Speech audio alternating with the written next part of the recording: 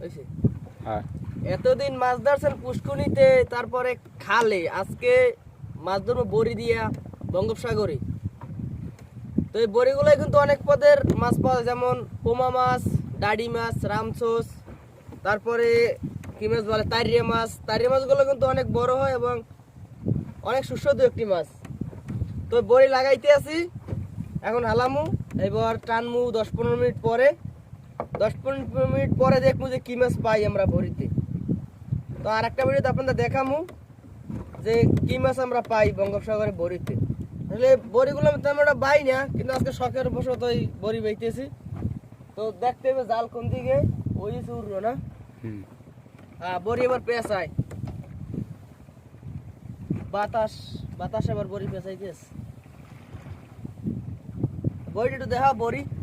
এই হচ্ছে বড়ি এই আদার দিয়ে চিংড়ি মাছ এখন দেবো পাক্কা বিসমিল্লাহ তো বড়ি কিন্তু হালাই দিলাম এখন 15 মিনিট পর টানবো দেখবো যে কি মাছ পাই বেশ কাটো